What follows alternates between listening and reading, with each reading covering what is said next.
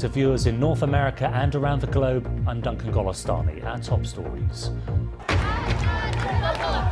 Iran's anti-government protests spread. Thousands across the country demand an end to corruption, rising prices and the release of political prisoners. A toddler playing with a stove is thought to have caused New York's worst fire for decades. 12 people died in the blaze in the Bronx. Funerals in Egypt for killed in attacks on Christians.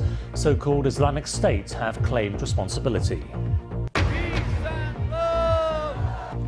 And Arise Sir Ringo. The Beatles drummer Ringo Starr receives a knighthood in the British New Year's Honours List. So too does BG Barry Gibb, and dancer Darcey Bussell becomes a dame.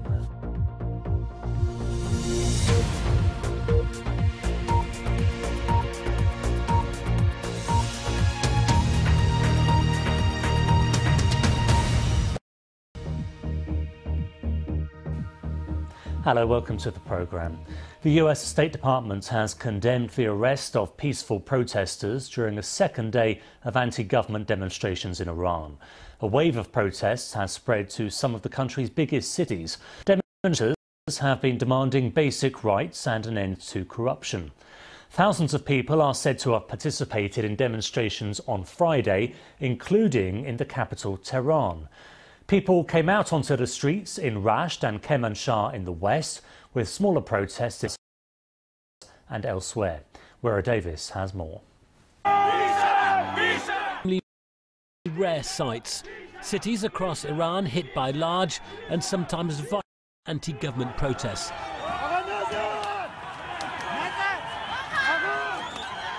This is the western city of Kermanshah, and despite the repressive action taken against demonstrators by police, the protests have quickly grown and spread across the country.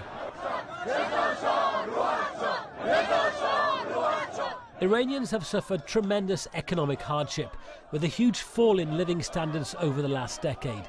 But what started as a protest against rising prices has grown into much wider anger against strict clerical rule and Iran's supreme leader, Ayatollah Ali Khamenei. Demonstrators are demanding that political prisoners should be freed and the government should stop spending millions on foreign wars. There is seething discontent with Iranians spending on money on wars abroad, on spreading Shias, supporting Hezbollah abroad, and that has changed the character of the demonstration into a political one, undermining the whole clerical regime.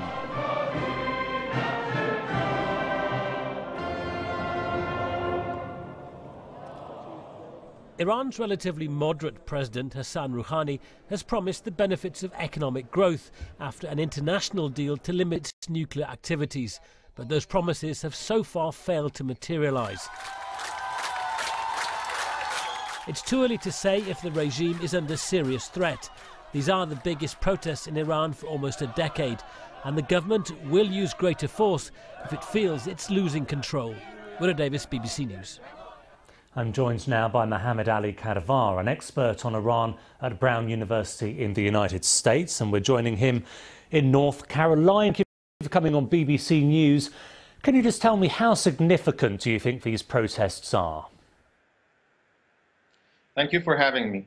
I think the geographical spread of the protest is significant, especially when we compare this with the Green Movement of 2009, which only happened in Tehran. But in terms of the number of protesters, this is still quite small. The reports tell us this is in thousands, and that's not a big number comparing with Green Movement or even a student protest that we had in 1999 in Iran. In terms of radical slogans, I think also this has been important, and the fact that this has been reported and spread the social media. Before, we have had protests in cities with socioeconomic demands, for example, in 1990 or 1991. But because internet didn't exist at the time, people in other cities didn't hear about those protests. You mentioned the spread of these protests. It's interesting that they're happening in some quite conservative places, aren't they?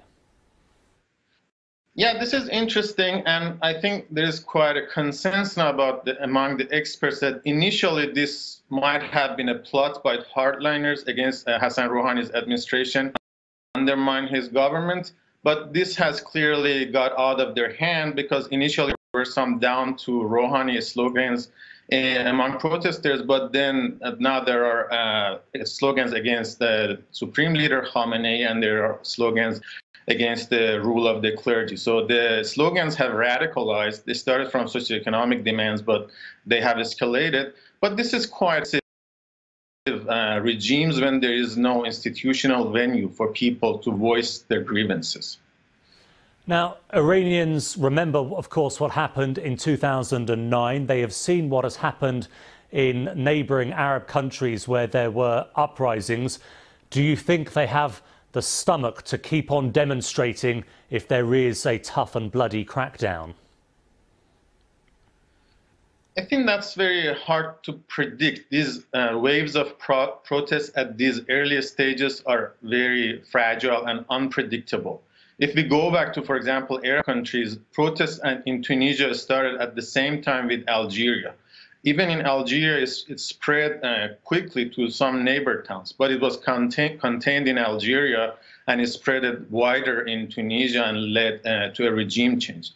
It's still quite small in Iran. I think people who participated today probably made those decisions today. People probably that might participate are thinking tomorrow. Right now, there has not been much repression, so I don't think people are very scared. If more repression will be used by the regime, it can backlash and bring more people into the streets. But on the other hand, repression sometimes is successful as it was in 2009 in Iran. OK, Mohammed Ali Kadivar there from Brown University. Officials in New York say a fire which tore through an apartment block in the Bronx appears to have been started by a young boy plus a stove. The fire spread rapidly up the stairway, killing 12 people, including 4 children. These pictures, released by the fire department in New York, show the scale of the damage within the building. Much of the interior reduced to a charred shell still dripping with water. Yogita Lamai reports. Smoke rose through the air of a Bronx neighbourhood on Thursday evening.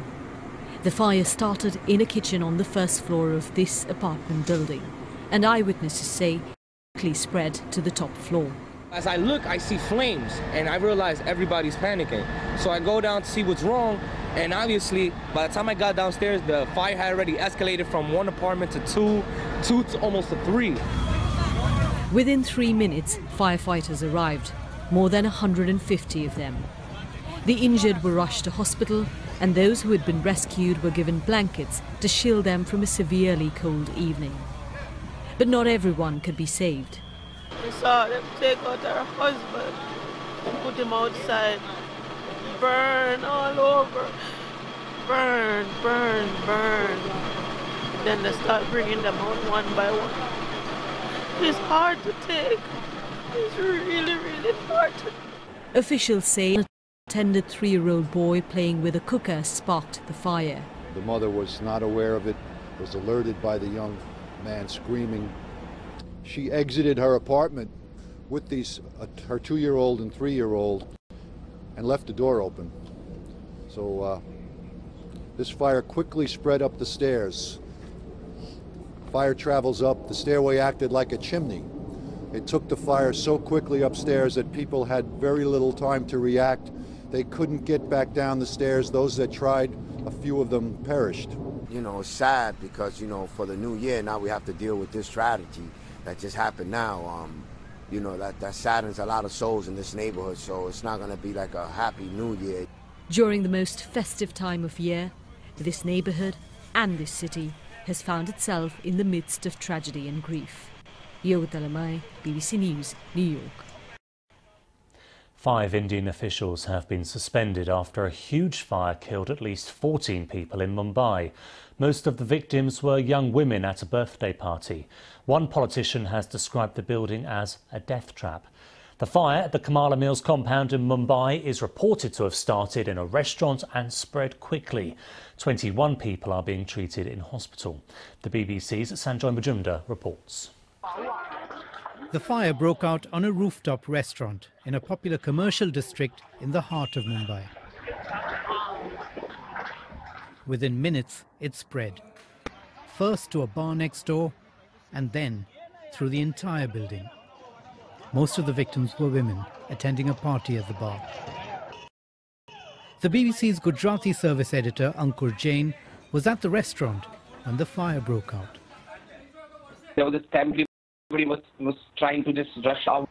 In less than 3 minutes after the fire started, the whole of the area was engulfed in fire, and before anyone, including us, could reach the staircase, the first place to catch fire completely was the fire exit. The blaze was eventually put out early in the morning, the structure completely gutted. The families and friends of the victims are distraught and are raising questions about safety measures. The building was located in a congested neighborhood that once housed the city's colonial-era textile mills and is now filled with bars, restaurants and offices. Some still located in the old factories, others in high-rise glass and steel towers. But many of them lack proper standards and emergency exits. An investigation has now been ordered to determine the cause. Action is being taken against the restaurant owners, and 5 city officials have been suspended for negligence. Sanjay Majumdar, BBC News, Delhi. Let's take a look at some more stories making the news now. And there's been a deadly shooting at an office building in Long Beach, California. 2 people, including a gunman, have been killed and another person's been injured. The local mayor says the incident is now over and described it as a workplace shooting. It's said to have taken place at a law firm. There have been clashes outside the hospital treating the former Peruvian president Alberto Fujimori between riot police and protesters demonstrating against his presidential pardon. He was serving a lengthy jail sentence for human rights abuses when the current president granted him a reprieve on health grounds last week. The organisers of Berlin's New Year's Eve celebrations are to set up a safe zone for women for the first time. Hundreds of thousands of revellers are expected to flock to the city's Brandenburg Gate on Sunday. The new security measures come 2 years after hundreds of women were assaulted and robbed by gangs of men during New Year's Eve festivities in Cologne. Some of the attackers had migrant backgrounds. The White House has congratulated Liberia on its presidential election, and in a statement it describes the country's first democratic transition in more than 70 years as a major milestone. Liberia's elections board has officially certified former international football star George Weah as the winner. Our correspondent Umaru Fafana has been to Mr. Weah's party headquarters. The street parties and carnivals have continued in the last 24 hours since the announcement of the results by the Electoral Commission. This is the headquarters of George Weah's political party, and as you can see, people have thronged this place almost unendingly. They spent an all-night vigil here, dancing, celebrating what they call the beginning of a new era for this country. So far, things seem to be going very well, with the Vice President Joseph Boakai, whom George Weah defeated, having admitted defeat in the elections. Diplomatic efforts are going on, with having held meetings with some visiting diplomats, among them the United Nations envoy here, former Nigerian President Olusegun Obasanjo. Amara Fafana there. Stay with us here on BBC News, still to come. Turtles' fortunes, the Mexican mission hoping to safeguard one endangered species.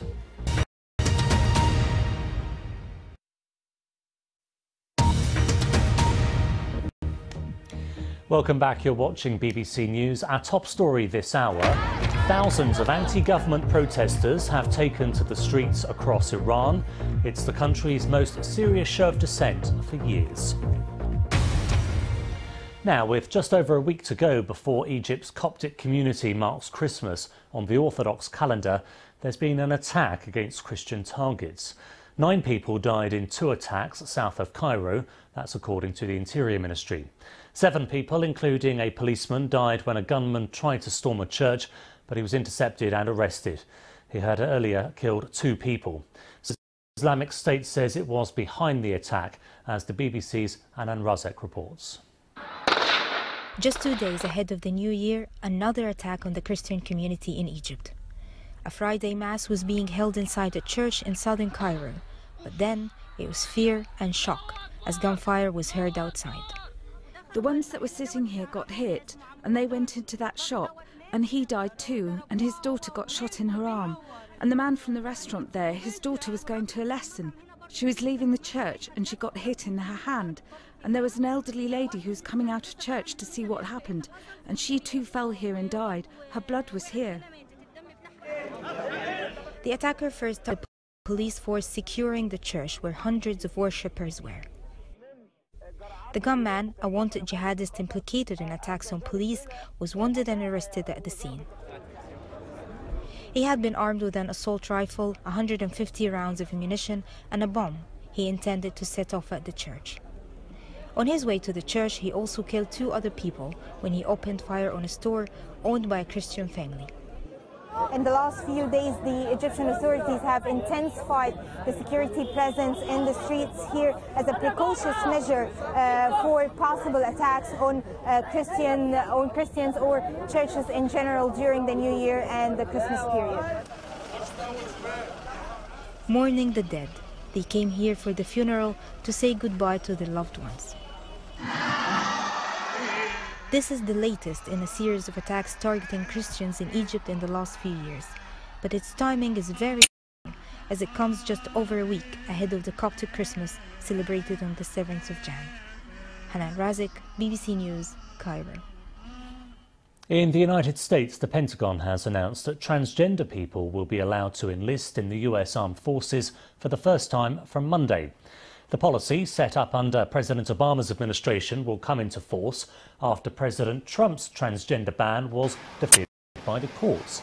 The Trump administration says it won't appeal the ruling made by 2 federal courts. The Indonesian island of Bali, with its palm trees and white sandy beaches, is one of the world's top holiday destinations. But these days, a stretch of the island's coast is becoming littered with tons and tons of litter. But the Indonesian authorities are fighting back, deploying an army of cleaners onto the golden shoreline, which includes the famous Kuta Beach. Russell Trott has more. With its palm-fringed beaches and a reputation as a paradise on earth holiday destination, Bali attracts thousands of tourists all year round. But those seeking sun, sandy beaches and surf on one of its most popular golden shorelines, Kuta Beach, are now having to watch where they put their bare feet. A mountain of plastic and food packaging is strewn between sunbathers, whilst bobbing surfers dodge the waste carried on the waves. It's got so bad that a garbage emergency has now been declared. 700 cleaners have been brought in to remove around 100 tons of debris every day to a nearby landfill. When I want to swim, it's not really nice. So I see lots of garbage here every day, every time. They want to clean it, but it's still here. So it's always coming from the ocean all the time. It's really horrible, like this high of garbage. Around 1.25 million tonnes finds its way onto these beaches and waterways. Only China dumps more rubbish into the sea. Bali's rubbish problem is at its worst during the annual monsoon season. It's not just horrible to look at either. The waves of plastic increase the risk of flooding and injure or kill marine animals who ingest it or become trapped in it. This week we have removed almost 500 to the nearby landfill. All this rubbish ruins the image of Kuta for tourism. It looks bad to the international community. As a member of the UN's Clean Seas campaign, Indonesia is trying to get to grips with the problem. It's pledged to reduce marine plastic waste by 70% by 2025. That means not only a massive clean-up campaign, but also boosting recycling services and raising public awareness. With tourism already hit by last month's volcanic eruption, everyone on Bali knows there's a lot at stake. Russell Trott, BBC News. Volunteers have released thousands of baby turtles into the sea at a beach in West Mexico. It's part of a project to protect the endangered olive ridley turtle, whose numbers have fallen sharply in recent years due to the poaching of its eggs. John Ironmonger has more. On this secluded beach in Concepcion Bamba, the time has come to take the plunge. But not for these locals, for hundreds of endangered baby turtles. The release of the olive ridley hatchlings is the culmination of a conservation project that hopes to boost the chances of this troubled species. It's 2 turtles each, and all at once, the rite of passage begins with a short trudge into the sea. We have released 2,300 turtles today. We always release them at night, in the afternoon normally, so the birds and everything have gone. We've seen that the number of animals is going in the ocean.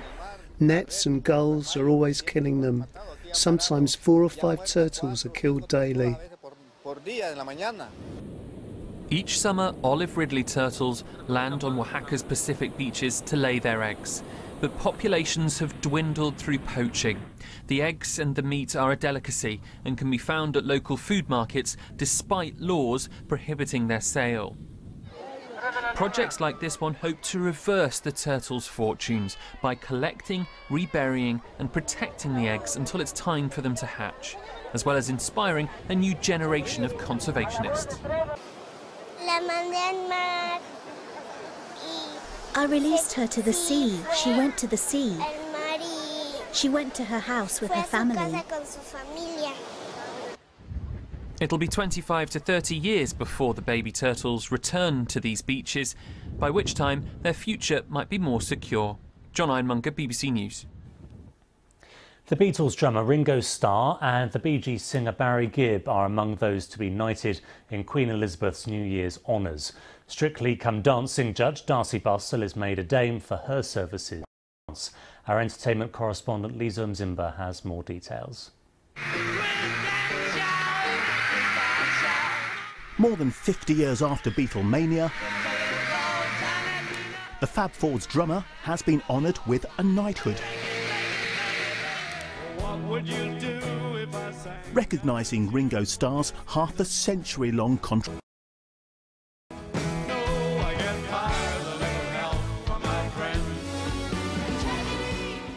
Former Bee Gee Barry Gibb said he was humbled and very proud to be made Sir Barry.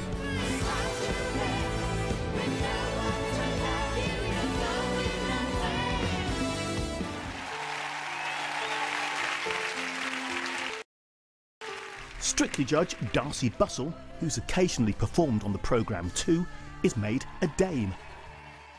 Jilly Cooper has sold more than 12 books since the 1970s.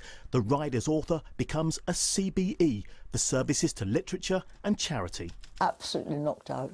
I was thrilled. I couldn't believe it. I mean, suddenly to get a letter, you know, one thinks, oh God, it's a bill, a gas bill or something. Suddenly it's heavenly things saying, you're a CBE, it's wonderful. Oh, I've got to run away. Singer and campaigner Mark Almond is made an OBE for services to arts and culture. Musician and producer Wiley, known as the godfather of grime, is made an MBE. The pass to Warburton, brilliant catch by the captain. In the world of sport, Sam Warburton, who's captained Wales and the British Lions, is made an OBE. Most of those being honoured are ordinary people doing extraordinary work, like Effie Ezekiel, who acts as a mentor for young people. Of course, young people are everything to me. I'm passionate about them and passionate about their life, their well-being and their welfare. So for me to be recognised for my passion is one of the greatest honours ever. So I'm in complete gratitude and appreciation. The majority of honours do go to people who aren't in the public eye, but who've given exceptional service. And in 2018, the Honours Committee say they'll be looking to particularly recognise individuals who are involved in the response to and the aftermath of the London and Manchester terror attacks and the fire at Grenfell Tower. Lisa Mzimba, BBC News, Buckingham Palace. OK, let's get a reminder of our top story now. Anti-government protesters have taken to the streets across Iran. in the country's most serious show of dissent for years. The authorities have warned that the demonstrators will be firmly dealt with.